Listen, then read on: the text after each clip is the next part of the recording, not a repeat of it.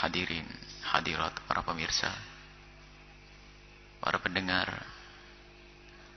dimanapun Anda berada.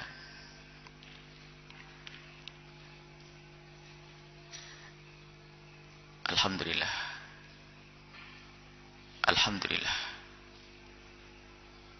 Kita bisa melanjutkan belajar kita, belajar akidah.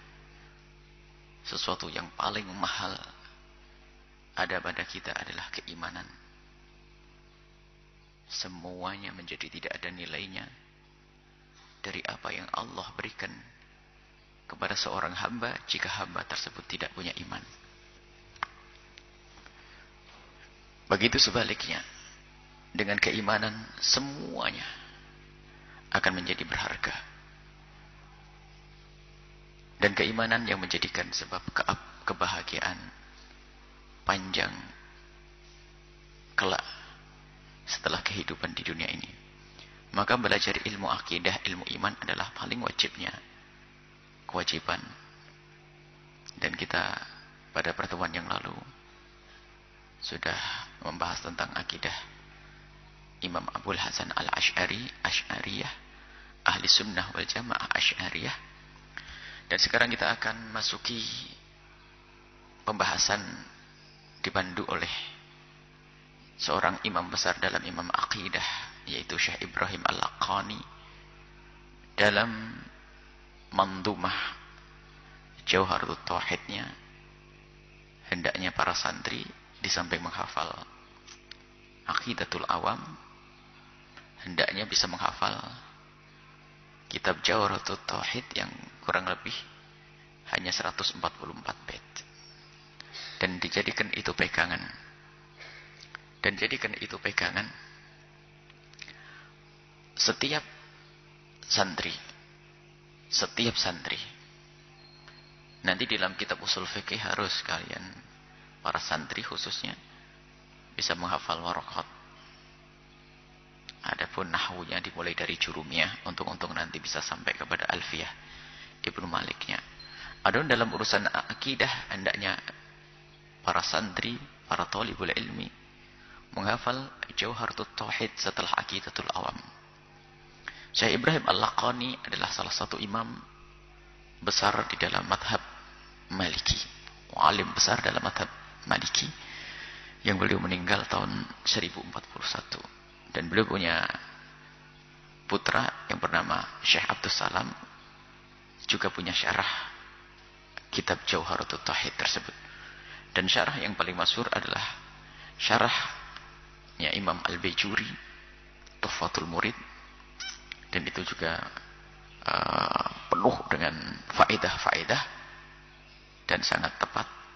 Kalau kita sudah bisa menghafal matannya, kita melangkah juga untuk membaca syarah-syarahnya. Kita akan mencoba menjelaskan nadham-nadham yang dihadirkan oleh Syekh Ibrahim Al-Laqani. Ada di dalam nadham ini sangat lengkap. Memang Syekh Ibrahim Al-Laqani di dalam 144 nadham ini atau 140-an nadham ini tidak berbicara tentang pokok-pokok akidah saja, akan tapi juga dimasukkan sesuatu yang lainnya tapi ada hubungannya dengan masalah akidah. Sehingga di sini akan diterangkan oleh Syekh Ibrahim Al-Laqani tentang hukum taklid di dalam berakidah, kemudian tentang masa fatrah dan lainnya yang harus kita semua mengetahui, karena itu ada hubungannya dengan masalah akidah. Ilmu ini disebut ilmu tauhid. Kita langsung saja kepada Syekh Ibrahim Al-Laqani. Bismillahirrahmanirrahim. Dengan harapan di bulan Ramadan ini nazam ini semuanya bisa selesai, karena ini untuk jadi bekal untuk anak-anak para santri yang mau menghafal, sehingga punya syarah ringan tentang Jauharut Tauhid. Bismillahirrahmanirrahim. Musannaf pengarang Imam Ibrahim, Syekh Ibrahim Al-Laqani memulai dengan bismillah, seperti kebiasaannya para ulama-ulama. memulai tulisannya dengan Bismillahirrahmanirrahim. Mengikuti kitabullah Al-Quran dimulai dengan Bismillahirrahmanirrahim. Dan juga mengikuti sunnah Nabi Muhammad SAW. Kul amrin tibalin la yubda'u fi bil basmalati fawa aqta. Fi rayatin fawa ajda. Fi rayatin fawa abtar.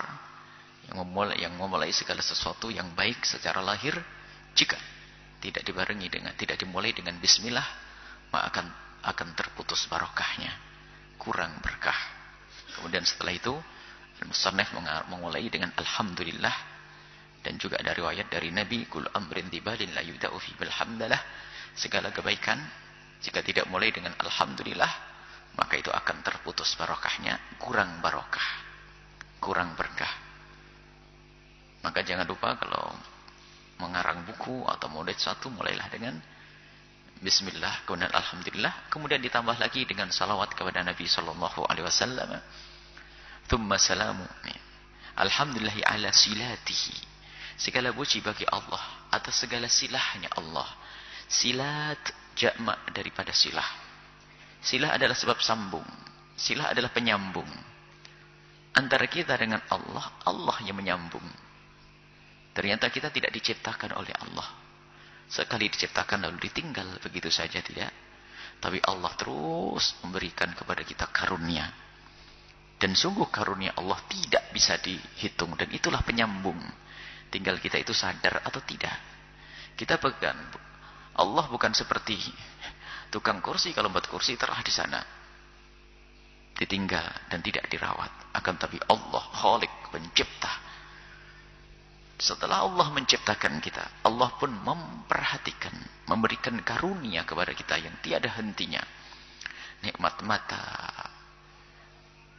nikmat telinga, nikmat lidah, nikmat dan seterusnya. Itu adalah silat, penyambung antara kita dengan Allah. Dan ini yang harus kita sadari. Saya dikatakan penyambung, makanya kalau hamba sadar akan nikmat Allah, dia sambung terus kepada Allah. Yang menjadi masalah adalah jika seorang hamba itu lupa kepada nikmat Allah, maka yang melupakan nikmat Allah seperti tidak percaya adanya Allah. Kufur nikmat. Dan mengundang murka Allah. Maka la in syakartum la azidannakum. Mensyukuri nikmat itu sadar kalau ini adalah penyambung antara kita dengan Allah. Coba setiap hari kita diberi oleh Allah nikmat. Makan kita bisa enak, tidur dan seterusnya. Ada mungkin orang yang tidak enak makan, tidak enak tidur, akan tapi Allah pun beri yang lainnya. Dia masih bisa melihat dan seterusnya. Yang tidak ada hentinya nikmat Allah. Maka segala puji, syukur, terima kasih kepada Allah atas segala silah Allah kepada kita. Yang Allah buat penyambung antara kita dengan Allah, yaitu nikmat-nikmat Allah subhanahu wa ta'ala. Thumma salamullahi, kemudian Syekh Ibrahim Al-Laqani mengucapkan salam kepada Nabi Muhammad sallallahu alaihi wasallam ma' salati, dan juga mengucapkan salawat kepada Nabi sallallahu alaihi wasallam. Dan itulah kebiasaan para ulama-ulama, tidak pernah lupa dengan salawat kepada Nabi. Dan juga sepanjang salawat itu ada, maka ia akan terus mendapatkan pahala. Dan sepanjang orang yang membaca ini, peletaknya, pembuatnya nazam ini pun juga mendapatkan pahala. Tapi kalau tidak ada salawatnya, maka yang membaca setelahnya pun tidak bersalawat, maka pengarangnya pun tidak mendapatkan pahala salawat. Bersalawat kepada siapa? Kepada Nabiyin, kepada Nabi Muhammad sallallahu alaihi wasallam. Ja'a bit tauhid. Yang datang dengan tauhid. At-tauhid adalah satu ajaran. Satu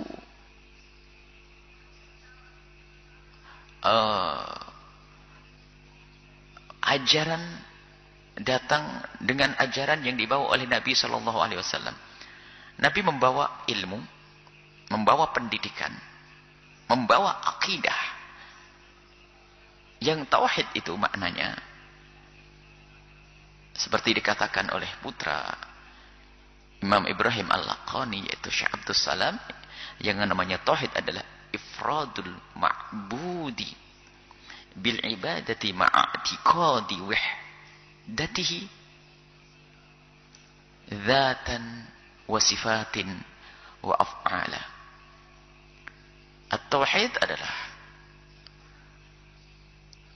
menyembah atau ifradul ma'bud, meyakini tentang maha tunggalnya zat yang layak disembah. Ifrad mengkhususkan, ifradul ma'bud mengkhususkan Allah dan hanya untuk Allah, bil ibadati dengan ibadah, mengkhususkan ibadah hanya untuk Allah, ma'atiqadi wahdatihi, dengan meyakini kemahatunggalan Allah, zatan zat, wa sifatin sifat, wa af'alan dan pekerjaan Allah. Nanti kalau kita sudah masuk bab wahdaniyat, maka nanti akan dibahas panjang lebar tentang nafyul kumum al-khamsah. Allah maha tunggal wahdaniyat fi sifatihi wa fi af'alihi wa fi dhatihi. Akan dinafikan dari kam muttasil fi dzat wa kam munfasil fi dzat dan seterusnya. Nanti apa bahasannya? Mengesakan Allah, mengkhususkan ibadah hanya untuk Allah dengan keyakinan Allah maha tunggal dalam zatnya, dalam sifatnya, dalam pekerjaannya. Ketahuilah bahwa ada hamba yang beribadah kepada Allah, akan tapi di situ ada keyakinan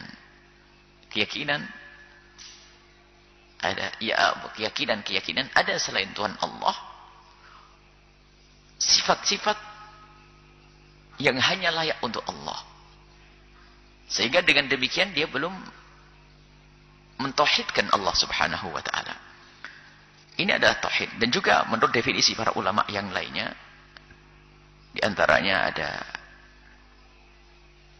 yang mengatakan kalau sudah makna tauhid ibadah itu adalah isim jami', satu lafaz yang punya makna mencakup likulli ma yuhibbuhullah. Ini lebih luas maknanya. Satu isim, satu lafaz yang punya makna mencakup segala sesuatu yang Allah senangi. Itu namanya ibadah. Wa yardahu dan Allah ridai. Minal aqwal dari omongan. Wal a'mal pekerjaan. Baik al-batinah al-zahirah. Ini adalah at-tauhid. Nah, ini adalah definisi tentang tauhid yang dibawa oleh Nabi SAW, yaitu Nabi membawa pendidikan, pelajaran bagaimana kita beribadah hanya untuk Allah, karena Allah. Dan di dalam pendidikan yang dibawa oleh Nabi, dengan keyakinan bahwa Allah maha tunggal di dalam zatnya, Allah maha tunggal di dalam sifatnya, Allah maha tunggal di dalam pekerjaannya. At-tauhid. Ini. Kemudian Syekh Ibrahim melanjutkan nazamannya. Wa ta'arad dinu mi'anit tauhid. Wa ta'arad dinu anit tauhid. Nah, di saat itu Nabi Muhammad itu datang dengan membawa agama kebenaran yang dibawa oleh Rasulullah, agama tauhid. Di saat ad-din harad dinu anit tauhid. Ara sepi seperti telanjangnya. Agama di sini adalah agama yang ada pada zaman itu. Anit tauhid, dari ajaran yang benar tadi. Jadi pada saat Nabi datang, keadaan umat itu menyembah berhala. Tidak ada panduan. Tidak ada bimbingan. Sehingga sesembahan mereka adalah berhala. Menyembah Allah. Akan tapi ternyata dibarengi dengan menyembah berhala, dengan dugaan kalau menyembah berhala ini adalah upaya untuk mendekatkan diri kepada Allah Subhanahu wa taala. Ar-dinu anit tauhid. Agama itu sudah tidak ada. Ketauhidan sudah tidak ada pada waktu itu. Nabi datang di masa ini. Ini. Fa arsyadal khalqa, maka Nabi datang di saat yang tepat sesuai dengan apa yang Allah kehendaki, di saat masa kosongnya utusan, umat tersesat, umat terjerumus, maka di saat itu datanglah Nabi Muhammad SAW membawa agama tauhid dari agama kebenaran. Fa arsyadal khalqa, Nabi memberikan petunjuk kepada makhluk dengan wahyu yang Allah berikan kepada Nabi Muhammad. Lidinil haqqi, kepada agama Allah. Al-haq yang pertama ini adalah Allah. Nabi Muhammad datang membawa petunjuk agama yang mengenalkan mereka kepada Allah. Bisayfihi, nah ini yang harus dijelaskan. Bisayfihi wahaddihi lil haqqi, dengan pedangnya Nabi Muhammad, wahaddihi dan hidayahnya Nabi Muhammad, lil haqqi kepada kebenaran. Di sini disebutkan bahwa Nabi Muhammad SAW memberikan petunjuk dengan pedang. Petunjuk tidak diantarkan dengan pedang. Petunjuk itu adalah dengan hujjah. Petunjuk dengan hujjah. Agama tidak bisa dipaksa, adalah ikrah fid din. Orang tidak bisa berkeyakinan dengan pedang dan dengan paksaan. Akan tapi dengan petunjuk, wa arsyada lil al-khalqa, memberikan petunjuk kepada makhluk, bukan dengan pedangnya. Akan tapi di sini disebut pedang itu. Itu dikembalikan kepada sejarah panjangnya Nabi Shallallahu Alaihi Wasallam, bukan ingin menjelaskan kalau Islam itu tersebar dengan pedang. Karena Imam Syekh Ibrahim Al-Laqani sangat tahu bahwasanya perjuangan Nabi Muhammad untuk menyebarkan dakwah tidak dengan pedang. Akan tapi perjuangan Nabi Muhammad adalah dengan kelembutan, dengan hikmah. Dan Syekh Ibrahim Al-Laqani sangat tahu, wa qatilu fi sabilillahi alladhina yuqatilunakum wa la ta'tadu. Perangilah mereka-mereka yang telah memerangimu dan jangan berlebihan. Sangat ngerti Syekh Ibrahim Al-Laqani. Akan tadi disebut di sini saif, di sini pedang, di sini adalah yang dihadirkan tentang kisah perjalanan Nabi dalam berdakwah dengan memberikan petunjuk, hadi, hidayah, ilmu, pemahaman. Dan di saat mereka itu ternyata kok mengganggu perjuangan kita atau mengganggu umat Nabi Muhammad SAW, mengganggu syariat Nabi Muhammad, baru nanti perlu ditegakkan kebenaran dengan yang namanya pedang. Bukan pedang untuk bukan pedang untuk menyebarkan Islam, akan tapi pedang ternyata untuk menjaga akidah ini supaya tidak salah. Dan termasuk fitnah yang disebarkan oleh musuh-musuh Allah adalah Islam disebarkan dengan pedang. Tidak, Islam dengan hikmah, Islam dengan kelembutan, dengan keindahan. Bahkan adab dan tata krama peperangan di dalam Islam sangat indah sekali. Tidak boleh membunuh anak kecil, tidak boleh membunuh wanita, tidak boleh membunuh orang tua, tidak boleh membunuh tokoh agama, dan tidak boleh merusak ternak, tidak boleh merusak perkebunan dan seterusnya. Karena itu adalah bahan-bahan makanan untuk mereka, untuk penghidupan mereka. Ini adalah pendidikan perang di dalam Islam yang sangat indah. Syekh Ibrahim Al-Laqani sangat tahu itu. Jadi saif di sini adalah salah satu upaya untuk mempertahankan akidah, itu adalah dengan pedang. Dengan jihad di jalan Allah Subhanahu wa taala, bisayfihi wa haddihi, dan petunjuk, memberikan bimbingan, petunjuk kebenaran agama yang dibawa oleh lil haqqi, kepada kebenaran akidah. Kalau yang pertama kepada Allah, arsyadal haqqa lidinil haqqi, agama Allah Subhanahu wa taala, bisayfihi wa haddihi, dengan pedangnya di saat mereka tidak mau atau di saat mereka membuat kerusakan, di saat mereka mengganggu umat ini, maka hendaknya dibentengi dengan saif. Wahadihi, memberikan petunjuk dengan hidayahnya, bimbingan lil haqqi, untuk agar umat ini tahu kebenaran yang dibawa oleh Nabi Muhammad sallallahu alaihi wasallam. Kemudian nazam selanjutnya,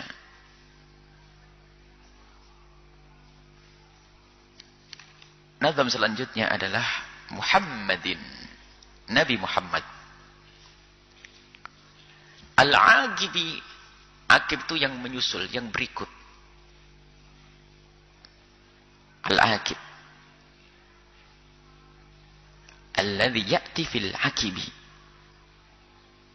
Imam Al-Bajuri mensyarih alladhi ya'ti fil akibi, yang datang di belakang. Dalam hadis sahih Nabi pernah menyebut ana sayyidul wal akibu, aku adalah sayyid, wal akibu, dan Nabi yang datang terakhir. Dalam banyak riwayat bahwasanya Nabi adalah pempungkasan para nabi, dan itu yang harus kita yakini, bahwa tidak ada nabi lagi selain Nabi Muhammad sallallahu alaihi wasallam, dan bagi siapapun yang mengatakan ada nabi setelah Nabi Muhammad, keluar dari iman. Ada sekelompok akidah mengatasnamakan Islam, mempercayai adanya nabi setelah Nabi Muhammad, salah, dan akidah itu tidak diterima. Sebab nabi pungkasan adalah Nabi Muhammad sallallahu alaihi wasallam.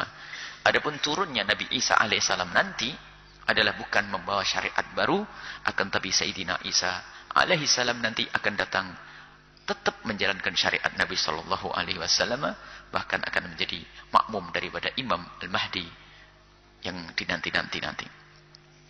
Muhammad al-Aqib. Nabi Muhammad adalah pungkasan. Pungkasan, nabi akhir. Dan tidak ada nabi setelah Nabi Muhammad. Dan nabi penyempurna dari ajaran-ajaran nabi sebelumnya. Di dalam urusan akidah tidak ada pertentangan antara nabi dengan nabi. Maka di saat ada pertentangan, maka itu pasti ada penyelewengan di dalam akidah tersebut.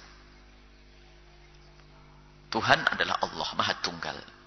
Jika ada yang mengatakan ada Tuhan selain Allah, biarpun itu mengatasnamakan agama Nabi terdahulu, maka itu pasti dusta. Telah membuat penyelewengan. Pengikut-pengikutnya membuat penyelewengan. Dan Nabi ini yang meluruskan kembali. Dikembalikan kepada agama-agama para Nabi-Nabi terdahulu. Al-Aqib. Al-Aqib lirusli rabbihi. Sebagai pungkasan. Lirusli rabbihi, utusan-utusan Tuhannya Allah. Jadi Nabi Muhammad adalah Nabi pungkasan. Wa alihi. Dan juga salawat dan salam semoga terlimpah kepada keluarga Nabi, kepala beliau dan orang-orang yang disebut sebagai ahli bait, yaitu Sayyidat Fatimah Az-Zahra, Imam Ali, Sayyidina Hasan dan Husain. Ini adalah ahli bait dalam makna ashabul kisah. Kemudian ahli bait pendapat yang kedua adalah semuanya daripada keturunan-keturunan Bani Hashim, Bani Muttalib, dan keturunan daripada Aqil dan seterusnya. Ini ada pendapat seperti Bani Hashim dan Bani Muttalib.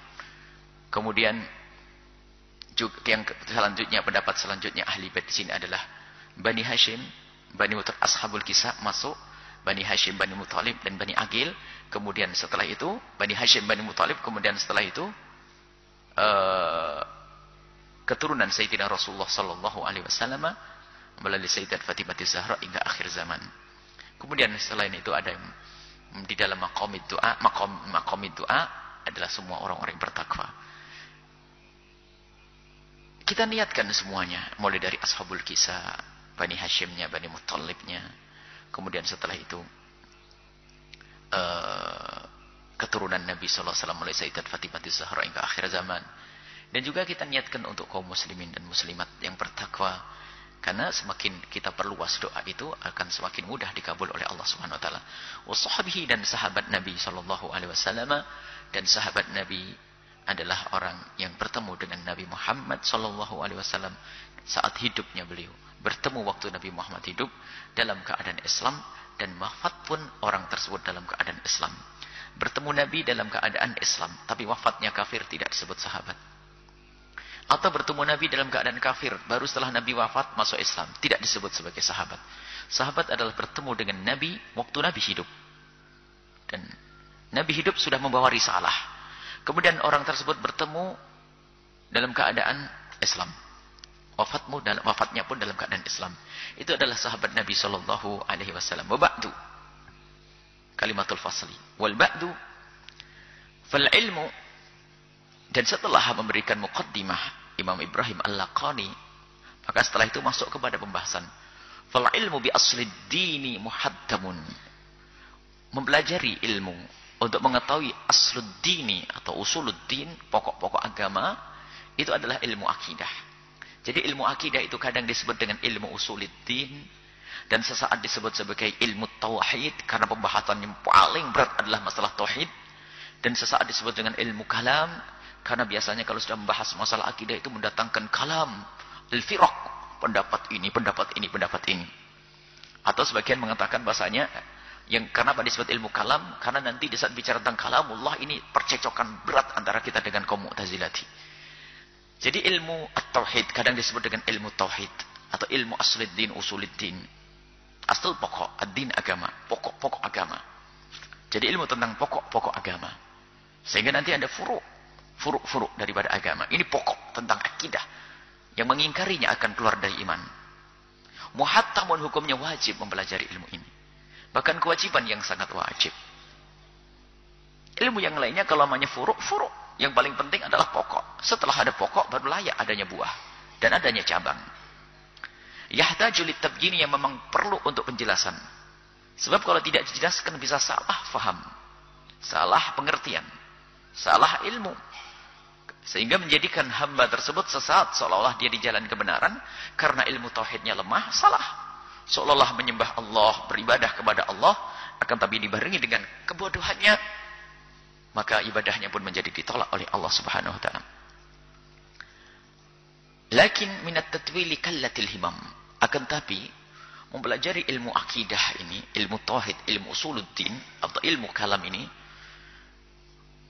jika panjang lebar, ada ghayatul maram, kitab besar di dalam akidah. Baca selembarnya saja pusing sudah. Ulama-ulama terdahulu luar biasa, kecerdasan Imam Ghazali rahimahullah taala.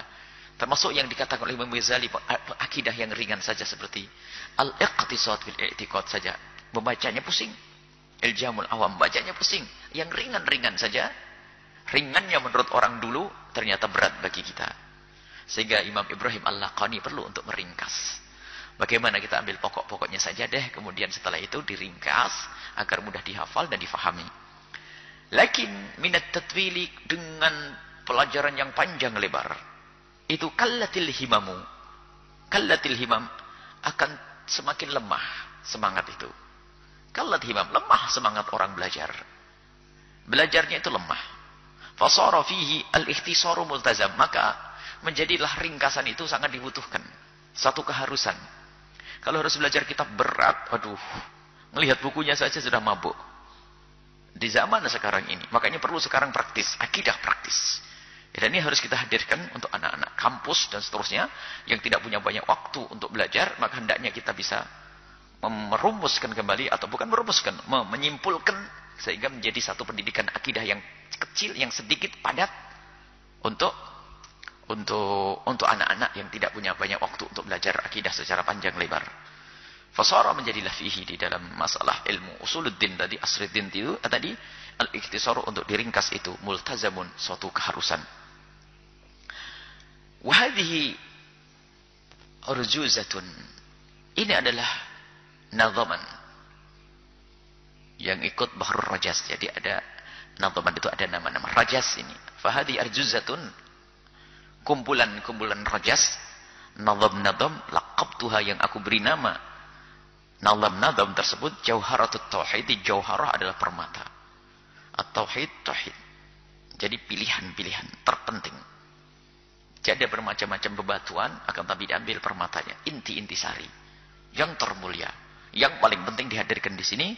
Faqad hadzabtuha, dan setelah aku olah, tahdzib itu diolah sehingga nanti dipilah, kemudian dihadirkan di sini.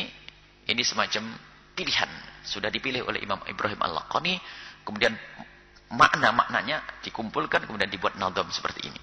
Jadi sudah pilihan, ini syaripatinya, syaripati akidah. Maka wajib kita belajar kitab Jawharatut Tauhid tadi.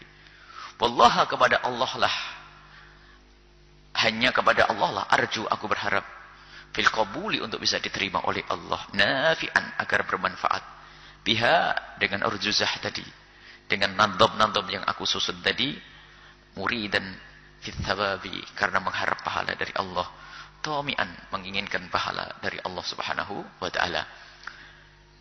Ini muqaddimah dari Syekh Ibrahim Al-Laqani di dalam kitab muqaddimah, di kitab-kitab Jawharatul Tauhid. Kemudian setelah itu Imam Ibrahim Al-Laqani melanjutkan nazama, fa kullu man kullifa syar'an wajaba alaihi ayyarifa ma qad wajaba. Fa kullu man kullifa, semua orang yang mukallaf secara syarak, secara mukallaf harus sesuai dengan syariat.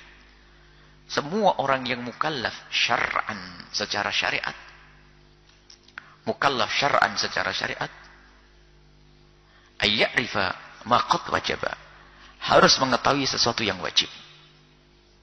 Mengetahui sesuatu yang wajib.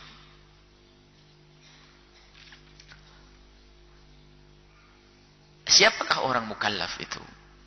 Nah ini, siapakah orang mukallaf sehingga orang itu disebut mukallaf? Orang mukallaf adalah orang yang sudah balik. Anak kecil belum disebut sebagai mukallaf, sehingga tidak ada dosa bagi anak kecil. Hanya bagi orang tuanya pun, kalau membiarkan anaknya melakukan dosa, maka dosalah orang tuanya. Anak kecil belum mukallaf. Sehingga yang dinamakan mukallaf ada syarat taklif, ada 4, nanti tambahnya 1, 5. Syarat mukallaf adalah seseorang akan dikatakan punya kewajiban di hadapan Allah kalau dia itu adalah mukallaf. Dan orang disebut mukallaf itu yang pertama adalah, yang pertama dia baligh. Dan baligh sendiri ada penjelasan, bukan anak kecil. Baligh itu adalah mencapai umur 9 tahun bagi laki-laki, 9 tahun kemudian keluar mani. Kalau tidak keluar mani ditunggu sampai umur 15 tahun. Sehingga kalau umur 9 tahun keluar mani, maka balighnya dengan keluar mani. Jika ternyata ditunggu keluar mani tidak, dia tidak akan baligh kecuali masuk 15 tahun. Sehingga umur 15 tahun itulah balighnya bisinni dengan umur. Itu madhab jumhur. Termasuk madhab Imam Syafi'i radhiyallahu ta'ala anhu. Akan tapi madhab lain seperti madhab Imam Malik, ciri-ciri baligh adalah dengan yang lainnya. Kemudian di dalam bagi seorang wanita adalah sama dengan kaum pria. Jika keluar mani di usia 9 tahun ke atas, maka dia disebut sebagai seorang wanita yang telah baligh. Jika ternyata ditunggu tidak keluar mani, maka sampai umur 15. Kemudian ditambah lagi yang ketiga adalah dengan haid di usia 9 tahun. Kalau tidak, ditunggu sampai 15. Jika usia 14 belum keluar darah haid dan tidak pernah keluar mani, maka ditunggu umur 15. Di saat mencapai umur 15 tahun, maka saat itulah dia disebut sebagai baligh dengan umur. Ini yang pertama. Syarat yang kedua sebagai seorang mukallaf adalah akil. Akal, adanya akal. Maka orang gila tidak disebut sebagai orang mukallaf dan dia tidak punya kewajiban apapun. Akal, orang yang berakal. Kemudian orang yang berakal. Jadi kalau orang gila tidak mendapatkan kewajiban apapun dari Allah Subhanahu wa taala. Yang ketiga adalah bulughud da'wati, sampai kepadanya dakwah. Jika hamba tersebut belum pernah mendengar dakwah Islam, tidak pernah mendengar syariat Nabi SAW, maka dia tidak disebut sebagai orang mukallaf. Tidak punya kewajiban apapun. Misal orang hidup di tengah hutan, tidak pernah berinteraksi, tidak pernah berurusan dengan orang-orang yang telah membawa agama Islam, maka orang tersebut tidak disebut sebagai mukallaf dan ia tidak punya kewajiban apapun. Kemudian yang keempat adalah salamatul hawas, selamat indranya, panca indranya. Cuma di sini panca indra hanya khusus untuk pandangan dan pendengaran saja. Jika ternyata dia adalah selamat pendengarannya atau pandangannya, matanya selamat atau telinganya atau, kalimat atau ini harus diperhatikan. Artinya kalau ada orang bisa mendengar saja biarpun tidak melihat, maka dia bisa memahami syariat, bisa menjadi mukallaf. Atau orang tersebut hanya bisa melihat tapi tidak bisa mendengar, dia bisa faham isyarat, maka dia bisa menjadi mukallaf. Jika terpenuhi seseorang itu 4 hal ini, maka dia adalah seorang yang baligh dan berakal. Kemudian dia pernah mendengar dakwah, kemudian dia juga bisa mendengar dengan telinganya atau melihat dengan matanya, maka wajib dia untuk menerima Islam. Nah, ini mukallaf. Dan tadi juga bahwasanya dikatakan Nabi Muhammad itu adalah aqib, ya. Orang yang datang menyusul. Ini. Di situ menunjukkan bahwasanya Nabi SAW itu datang pada masa di saat itu adalah agama tidak ada. Lalu bagaimana hukumnya mereka itu? Kita hubungkan dengan masalah taklif ini. Jika seseorang itu hidup di masa tidak adanya syariat, maka orang itu tidak akan dihukum oleh Allah Subhanahu wa taala. Wa ma kunna mu'adzibina hatta nab'atsa rasula. Kami tidak akan menghukum siapapun sampai datang utusan. Sehingga di situ ada masa fatrah. Masa fatrah adalah keyakinan kita ahli sunnati wal jamaati yang dikukuhkan. Ada masa fatrah, masa tidak diseksanya hamba Allah, apapun yang mereka lakukan. Dan Nabi SAW punya ibunda dan ayahanda hidup di masa fatrah.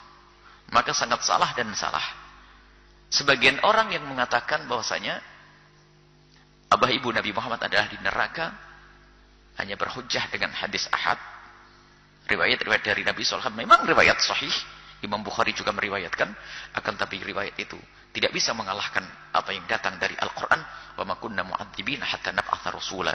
Kami tidak akan menghukum siapapun sampai datang utusan. Utusan sini bukan akal, tapi utusan sungguh Nabi Muhammad sallallahu alaihi wasallam.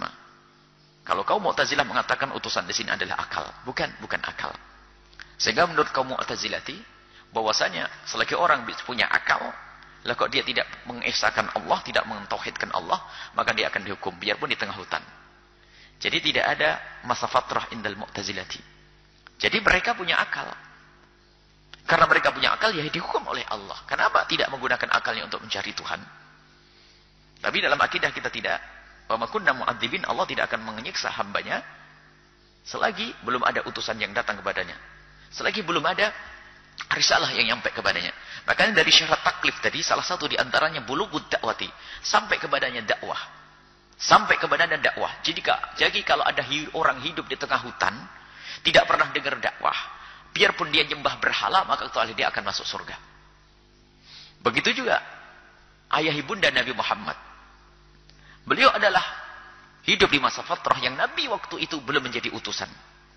Dan Nabi-Nabi terdahulu tidak diutus untuk mereka. Karena setiap Nabi diutus untuk kaumnya. Setiap Nabi diutus untuk kaumnya. Jadi masa fatrah terputusnya wahyu antara Sayyiduna Isa alaihissalam dengan Sayyiduna Muhammad sallallahu alaihi wasallam. Ini yang harus kita jelaskan. Maka tolong dicermati. Ada sebagian orang ingin membela ayah ibunda Nabi Muhammad tapi dengan hujah yang salah. Ini yang harus perhatikan. Sehingga hujah itu menjadi senjata makan tuan. Hujah itu menjadikan melemahkan akidah kita sendiri. Yaitu yang mengatakan bahwasanya Nabi Muhammad diberi oleh Allah mukjizat untuk menghidupkan ayah ibundanya. Itu adalah batil. Jangan didengar. Nabi Muhammad tidak pernah menghidupkan kembali ayah ibundanya untuk bersyahadat.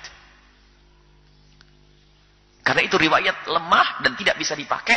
Bahkan yang punya keyakinan bahwasanya Nabi Muhammad menghidupkan ayah ibunda, diberi mukjizat oleh Allah untuk menghidupkan ayah ibunda kembali, maka ini keyakinan menghancurkan akidah kita, yaitu wa ma kunna mu'adzibina. Ayah ibu Nabi Muhammad selamat di surga dan tidak dibangunkan oleh Nabi sallallahu alaihi wasallam. Kalau keyakinan ini masih ada yang mengatakan bahwasanya bapak ibu Nabi Muhammad dihidupkan oleh Nabi Muhammad, berarti selamatnya bapak ibunya Nabi Muhammad karena dihidupkan oleh Rasulullah. Terus yang lain bagaimana? Masa fatrah yang kita bicarakan panjang lebar jadi tidak berguna. Makanya harus, mohon maaf, biarpun ini ditulis oleh Syekh besar Imam Baijuri, para ulama lain menjelaskan ini adalah termasuk bentuk, mohon maaf, kita tidak mengatakan Imam Baijuri tersesat. Tidak, Imam Baijuri imam fil akidati. Akan tapi dalam bab ini Imam Al-Baijuri telah memasukkan sesuatu yang, dan beliau termasuk mungkin juga nakal qaul. Biarpun itu ditulis oleh Imam Al-Baijuri di saat mensyarahi tentang masa fatrah. Tapi harus kita jelaskan masalah akidah. Cukup keyakinan kita bahwasanya ada masa fatrah, masa yang Allah Subhanahu wa taala tidak akan menyiksa hambanya kecuali setelah ada utusan. Dan ayah ibunda Nabi Muhammad, ayah Rasulullah wafat sebelum Nabi Muhammad lahir, dan ibunda Nabi Muhammad wafat waktu Nabi Muhammad masih kecil, belum jadi nabi. Jadi beliau ada di surga. Seandainya ada orang itu nyembah berhala, kemudian kok mati di masa fatrah, atau zaman sekarang ada orang di tengah hutan belantara, tidak pernah berurusan dengan, berinteraksi dengan orang-orang yang kenal syariat, lalu mereka menyembah berhala atau menyembah raja dan mereka, selamat mereka. Karena wa ma kunna mu'adzibin hatta nab'atha rasula. Apalagi ayah ibunda Nabi Muhammad sepanjang hidupnya tidak pernah menyembah berhala. Ayah ibunda Nabi Muhammad dijaga oleh Allah, tidak pernah menyembah berhala. Tidak pernah terbukti dalam sejarah Sayyiduna Abdullah dan Sayyidatuna Aminah datang ke Ka'bah lalu tawaf di berhala. Tawaf di Ka'bah iya. Tidak terbukti bahwasanya ayah ibunda Nabi Muhammad menyembah berhala. Dari ini saja sudah luar biasa. Kalau seandainya beliau nyembah, seandainya, ingat kalimat seandainya, ini seandainya tidak terjadi. Kalau seandainya ayah ibunda beliau nyembah berhala, masa fatrah tidak akan dihukum oleh Allah Subhanahu wa taala. Adapun ada riwayat-riwayat ada satu orang yang dihukum padahal di masa fatrah, hadis ahad, tidak bisa bertentangan dengan Al-Qur'an, wa ma kunna mu'adzibina hatta nab'atha rasula. Kami tidak akan mengutus siapapun sampai datang utusan Allah Subhanahu wa taala. Dan ini Nabi sallallahu alaihi wasallam datang dengan syariat dan wajib mengkullifa syara'an. Wajib bagi orang yang memenuhi 4 syarat tadi. Memenuhi 4 syarat. Cuma 4 syarat ini sebetulnya kalau disimpulkan masuk kepada faham tentang syariat. Kalau orang gila tidak akan bisa faham, anak kecil tidak akan bisa faham, orang tuli dan buta juga tidak akan faham, orang yang tidak pernah kenal syariat tidak akan faham. Jadi harus faham di sini. Setelah orang memenuhi 4 syarat taklif tadi harus dihafal ini, maka wajib mengambil yang kelima adalah Islam. Kalau tidak mau menerima Islam, maka dia akan kafir mukhallat, akan diabadikan di dalam neraka. Jadi harus setelah itu menerima Islam. Ya'rifah hendaknya orang mukallaf sudah. Kita tidak akan mengulang kembali siapakah orang mukallaf karena syarat-syarat taklif sudah dijelaskan. Jadi kalau kita nanti berbicara mukallaf, ya kembali kepada tarif. Mukallaf. Mukallaf harus memenuhi syarat-syarat yang 4 tadi. Ya'rifah orang mukallaf wajib mengetahui ma wajibah sesuatu yang wajib. Yang telah Allah wajibkan kepada mereka untuk meyakini. Dan kewajiban-kewajiban itu ada kewajiban yang ada urusannya dengan Allah. Wajib bagi Allah subhanahu wa ta'ala. Wajib lillah. Bukan wajib ala Allah. Jadi kalau kita bicara tentang sifat-sifat wajib Allah, maksudnya sifat-sifat yang wajib kita yakini. Bukan kewajiban atas Allah. Sebab Allah tidak punya kewajiban apapun kepada hambanya. Dan Allah tidak mewajibkan apapun kepada hambanya. Dan Allah juga tidak mewajibkan untuk diri Allah sendiri. Tidak ada. Allah tidak mewajibkan dirinya. Allah tidak wajib bagi Allah untuk memberikan pahala kepada hamba yang taat. Tidak wajib bagi Allah untuk menyiksa hambanya yang maksiat. Tidak ada wajib atas Allah subhanahu wa ta'ala. Akan tapi wajib di sini lillahi. Kewajiban-kewajiban yang harus kita yakini. Yang dimiliki oleh Allah subhanahu wa ta'ala. Yang harus kita yakini ada pada Allah. Yani sifat-sifat wajib. Sesuatu yang wajib kita yakini. Maka nanti ada sebagian dari sifat-sifat yang harus kita yakini yang ada pada Allah adalah sifat 20. Dan itu adalah bukan semua sifat. Itu sifat Allah banyak. Bagaimana sifat Allah? Segala kesempurnaan yang sesuai dengan kebesaran Allah. Maka itu adalah sifat yang wajib kita yakini. Tidak hanya terbatas kepada 20. Sehingga namanya al-wajib. Yang wajib mayatasawwaru fil akli adamu. Kalau sudah kita katakan wajib hal tersebut ada pada Allah. Nanti ada pembahasan detail masalah itu. Ini hanya sepintas saja. Yang namanya wajib adalah sesuatu yang harus kita yakini. Maya la yatasawwar fil akli adamu. Akal itu tidak bisa nerima kalau itu tidak ada. Allah harus ada. Maka sifat wujud harus ada. Allah harus maha ada. Allah harus maha kuasa. Allah harus maha dahulu. Ini wajib. Kemudian wal jaiz. Ada sifat jaiz. Hukum akli, wajib, jaiz, mustahil. Wal jaiz adalah ma yatasawwar fil akli adamuhu wujuduhu wa adamuhu. Yang kebayang, akal itu bisa nerima ada dan tidak adanya. Misalnya menghidupkanmu, menghadirkanmu dan meniadakanmu. Bagi Allah adalah boleh-boleh saja. Sebelum engkau lahir, sebelum engkau terwujud, Allah boleh mengadakanmu dan Allah boleh meniadakanmu. Tidak ada kewajiban. Jaiz. Fi'lu kulli mumkinin aw tarku. Melakukan sesuatu yang mungkin terjadi atau meninggalkannya. Mungkin. Kemudian wal mumtani'a ay mustahil. Jadi ada sifat-sifat mustahil bagi Allah yang kita tidak boleh meyakini itu ada pada Allah. Bahkan kita harus yakin itu mustahil. Tidak boleh ada pada Allah subhanahu wa ta'ala. Sifat-sifat mustahil Allah subhanahu wa ta'ala. Mustahil Allah tidak ada. Mustahil Allah itu baru. Mustahil Allah itu ajiz lemah. Mustahil Allah itu adalah bodoh. Mustahil. Sifat itu wajib. Wa mithlu dha, dan juga sifat-sifat itu juga wajib, jaiz, mustahil. Itu mithlu dha, seperti itu juga harus kita yakini ada liruslihi untuk para nabi-nabi. Maka nanti setelah kita belajar tentang sifat-sifat wajib bagi Allah, kemudian kita mengetahui sifat-sifat mustahil bagi Allah, kemudian kita sifat jaiz Allah, kemudian setelah itu kita akan berpindah kepada sifat-sifat wajib yang harus kita yakini ada pada nabi. Sifat nabi dan ini ada, ini sifat wajib yang ada pada nabi disebutkan hanya 4. Sebetulnya tidak hanya 4. Keyakinan yang harus kita ada hanya itu. Dirumuskan oleh pakar akidah karena itu yang mengundang dialog. Adapun misalnya Nabi Muhammad adalah tempatnya di surga, Nabi Muhammad adalah hamba tercinta, Nabi Muhammad adalah hamba terkasih. Itu sebenarnya masuk bab akidah, keyakinan. Kalau ada yang mengatakan Nabi Muhammad tempatnya di neraka, kafir dia. Selama ini kita hanya mengenal sifat-sifat wajib bagi Nabi ada berapa? Ada 4. Lebih dari itu sifat-sifat wajib untuk Nabi. Segala bentuk kesempurnaan yang sesuai dengan kebesaran seorang Nabi, maka wajib. Wajib kita yakini. Sehingga 4 sifat itu hanya sebagian kecil daripada sifat-sifat Nabi. Dan 20 sifat adalah sebagian kecil daripada sebagian kecil. Mimba di sifatillahi. Sebagian daripada sifat-sifat Allah yang harus kita yakini. Fastami'a, maka hendaknya engkau mau mendengar ini. Hendaknya kau tahu ini. Ini adalah akidah yang harus kita yakini. Maka nanti kita akan masuki tentang hukum-hukum akal. Kemudian dalil yang digunakan di sini nanti juga ada dalil akli. Kemudian ada dalil mana dalil akli. Dan sungguh di dalam akidah ahli sunnati wal jamaati asy'ariyati ini lengkap. Sebab akal juga digunakan. Dan kebetulan kita punya imam itu, namanya Imam Abul Hasan Asy'ari yang sudah kita bahas pada pertemuan yang lalu. Beliau adalah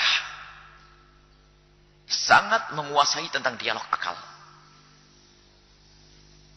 Karena beliau berguru dengan ayah tiri beliau, Al-Jubai, imam di dalam Mu'tazilah. Sehingga Imam Abul Hasan Asy'ari sangat mengetahui betul tentang dahsyatnya pemikiran Mu'tazilah. Begitu juga tahu kesesatan kaum Mu'tazilah. Karena kaum Mu'tazilah adalah dengan gaya mengedepankan akalnya sehingga kebablasan masuk bab kesesatan. Yang ini yang diingkari oleh Abul Hasan Al-Asy'ari. Sehingga Abul Hasan Al-Asy'ari keluar dari Mu'tazilah untuk menerapkan kembali 2 hujjah yang sangat luar biasa, yaitu hujjah akli, dalil akli, hujjah akliyah atau dalil akli, kemudian dalil nakli. Sehingga selalu dalam gaya akidah yang diajarkan oleh guru-guru mulia kita, ada selalu ada dalil nakli, ada Al-Quran hadis, kemudian setelah itu ada dalil akli.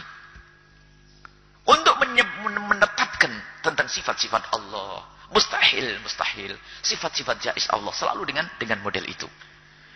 Ini yang akan kita pelajari nanti bersama Al-Imam Al-Laqani, Imam Syekh Ibrahim Al-Laqani. Dan hendaknya para santri ini bisa menghafal manzumah nazam-nazam tersebut. Dan insya Allah akan kita hadirkan juga sarah ringkas. Mungkin bisa dibaca juga sarah ringkas supaya mudah dicerna. Mulai nazam, manzumah, kemudian sarah ringkas. Sebab syarahnya Baijuri tebal, sarahnya besar. Ada juga banyak syarah-syarah kitab Jawharatut Tauhid. Kemudian setelah itu kita masuk kepada bab taklid di dalam tauhid. Taklid di dalam tauhid. Mungkin sampai di sini dulu akan kita lanjutkan dan insyaallah itu dalam beberapa hari akan selesai ini mandubah. Kalau seandainya kita bisa menghadirkan 10 atau 7, nanti kalau pembahasannya berat kita hanya akan hadirkan 5 atau 7. Selama 20 hari ini akan tuntas ini. Dan mohon dicicil hafalannya. Kalau menghafal susah, baca aja berulang-ulang nanti. Sekalian kalian, kalau sudah bisa membaca berulang-ulang, maka secara otomatis bisa menghafal akidah ini. Jangan akidatul awam aja. Mulai kemarin, masa 3 tahun, setiap hari dengar akidatul awam saja ini. Enggak tambah-tambah ya, para santri ini. Akidatul awam luar biasa. Sampai semacam ada kabar gembira yang bisa menghafal akidatul awam. InsyaAllah akan dijaga akidahnya. Karena yang menulis akidatul awam orangnya sangat ikhlas tulus. Pengarangnya itu adalah menulis nazmah itu ditalkin melalui mimpi. Dengan Nabi SAW. Kemudian Syekh Imam. Akhirnya dan setelah terbangun, ingat itu mandumah. Nazman, luar biasa. Dan mimpi Nabi selagi tidak bertentangan dengan syariat bisa dibagi. Bahkan bukan saja tidak bertentangan. Akan tapi mimpi yang ditemui oleh penulis nazam Aqidatul Awam ternyata di saat terbangun, ya itulah akidah-akidah yang harus kita yakini. Dan itulah para orang-orang soleh. Belajar langsung dengan Nabi SAW. Akan tapi ada orang akhir zaman ya, berbohong atas nama Nabi. Makanya cetusan-cetusannya melanggar Nabi. Cetusannya melanggar Nabi SAW. Tapi ini mereka orang-orang soleh termasuk ini. Dan begitu berkahnya kitab Jauharatul Tauhid ini, mandumah nadhaman Jauharatul Tauhid ini disyarahi oleh banyak orang. Syekh Imam Asy-Syawi juga punya syarah dari mazhab Maliki. Dan banyak syarah-syarah tentang Jauharatul Tauhid. Baik, ini saja. Semoga Allah Subhanahu wa taala berikan kepada kita pemahaman yang benar tentang akidah yang diridhai oleh Allah Subhanahu wa taala. Dadanya kita selalu ya untuk memperluas wawasan. Dan di sini nanti mungkin kita akan melebar kemana-mana. Karena memang ini kunci. Segala permasalahan yang selama ini diributkan, ternyata kuncinya sudah disebutkan oleh Imam Ibrahim Al-Laqani. Mohon dihafal ya. Hari ini kita mendapatkan 8 atau 10. Dihafal ringan, diulang. Menghafal 140 bait itu kelihatannya seminggu sudah beres. Seminggu itu sudah beres. Kalau orang mau niat menghafal, seminggu sudah beres.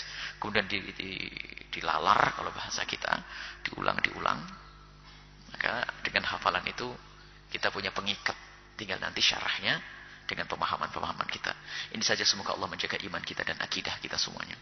Semoga Allah memuliakan kita di dunia dengan akidah yang Allah ridhai, dan kelak di akhirat dengan melihat Allah bisa berkumpul dengan Nabi Muhammad SAW bersama para syuhada as-solihin.